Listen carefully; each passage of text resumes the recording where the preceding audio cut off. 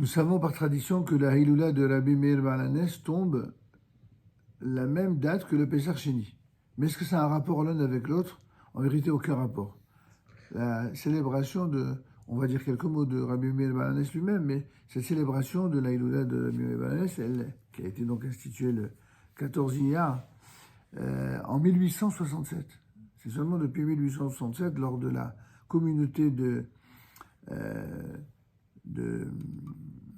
la fondation par la communauté de Tibériade d'un centre d'études sur le lieu supposé de la sépulture de l'abbé Meir Baal HaNes, qui est identifié comme le fameux Tana dont parle la Mishnah.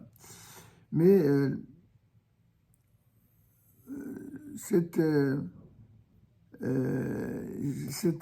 association, elle a été remise en cause par d'innombrables maîtres, parce que l'expression de Rabbi Meir Baal HaNes associée à Melumad Benissim, c'est-à-dire quelqu'un qui est instruit en miracle, c'est une expression pour dire qu'il y a entre guillemets des rabbins faiseurs de miracles. Avec deux choses complètement distinctes dont il faut retenir dans cette idée. D'abord, les rabbins dits faiseurs de miracles, jamais eux se sont prétendus faiseurs de miracles. C'est juste que leur niveau de piété était si élevé qu'effectivement, ils intercédaient auprès de Dieu par des prières singulières, au point que ce qui se produisait suite à leur prière, à leur intercession, était pour le commun des mortels quelque chose que l'on attribue au miracle. Mais en vérité, eux-mêmes refusaient cette idée qui malheureusement est parfois exploitée aujourd'hui par des marchands en tout genre.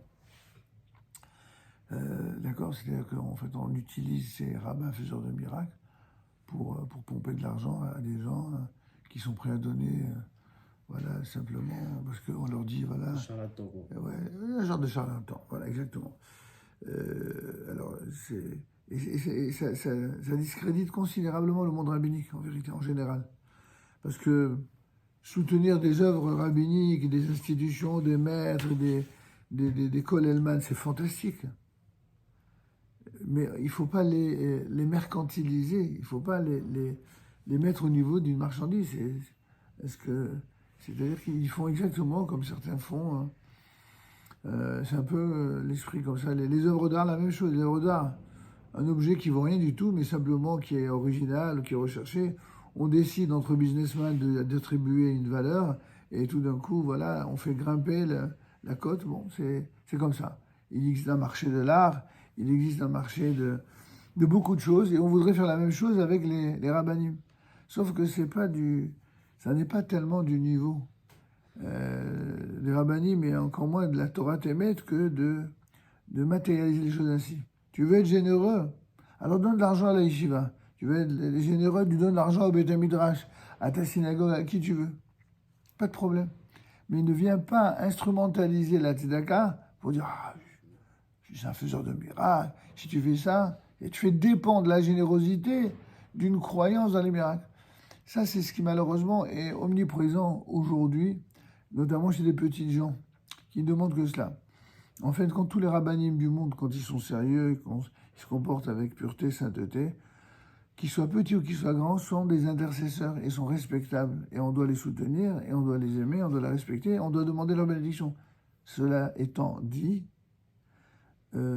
faire comme s'il y a des autres qui sont faiseurs de miracles, puis que les autres, finalement, ils n'auraient droit à aucun respect, ça c'est déjà un esprit mercantile et qui n'est pas très cachère. Alors revenons en quelque sorte à cette année d'Afka pour la première fois, je crois, pour des raisons purement de sécurité et de guerre, il n'y aura même pas du tout la Hiloula qui sera organisée, en tout cas de façon populaire, à la Macom, à cause des risques et des vrais dangers que cela risque d'encourir suite à ce qui s'était passé dans le passé. Je ne sais pas si tu te souviens quand il y a eu... Il y a eu des gens qui sont morts, il y a eu des gens qui sont bousculés, etc. Alors surtout quand on sait que habituellement la Hiloula, c'est le jour anniversaire de la mort d'un sage. Or, en ce qui concerne Rabbi Meir Baal HaNes, c'est même pas on n'est même pas sûr, on est même probablement sûr qu'il n'est pas mort à ce moment-là. Alors pourquoi on a retenu cette date? Parce que c'est le jour où une fête avait été organisée justement dans la ville de Tzfat. Tout simplement. Et donc, c'est quelque chose qui a été très discuté ces dernières années. En tout cas, en ce qui concerne, pour dire un mot sur la tombe de Rabbi Meir Baal HaNes, il y a un philanthrope très célèbre que j'ai bien connu, Edmond Safran, qui était à la fois suisse, libanais, brésilien, enfin il avait différentes nationalités. C'est lui en fait qui a fait la restauration de toutes les tombes à la fois Rabbi Meir Baal HaNes, mais également le mausolée, la chambre qui l'entoure, les murs. C'est lui qui a tout refait à ça. Mais également celle de Rabbi Shimon Bar Yochai, tant ces sites de pèlerinage étaient importants pour lui et pour toutes les personnes pieuses. Et pendant de nombreuses années, les gens ont continué à venir, aussi bien pour l'Aïlula de Rabbi Meir Baal HaNes que de Rabbi Shimon Bar Yochai, et ainsi que pour Shavuot, qui est le jour anniversaire de la mort de Yaakov, le père de ce fameux Safra. Il organisait lui-même des Ilulot pour honorer son père. Et c'est ainsi il restait toute la nuit jusqu'à l'aube. C'est quelqu'un qui avait une piété remarquable. Et en l'occurrence, le Pesach Sheni, qu'on a associé à Rabbi Meir Baal HaNes, la seule et unique raison, c'est la date, c'est tout. C'est le 14 hier. Mais il n'y a aucun, je dis bien aucun rapport entre Pesach Sheni, dont on a déjà expliqué la raison, et le fameux Ilula de Rabbi Meir Baal HaNes. Maintenant, pour dire un dernier mot de Rabbi Meir Baal HaNes lui-même, il est clair que c'était un éminent tzaddik et que comment dirais-je, les miracles auxquels on lui attribue c'est à la paternité, d'après les plus grands maîtres de toutes les générations. C'est quelque chose d'attesté.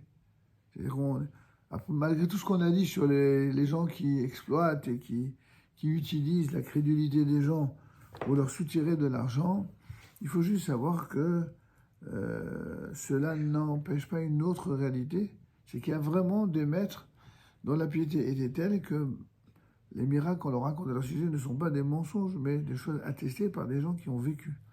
Que ce soit Rabbi Meir Baal HaNes, que ce soit Rabbi Shimon Bar Yochai, que ce soit plus près de nous des gens aussi puissants que Rabbi Yaakov Bersera, ou le fameux Baba Salé.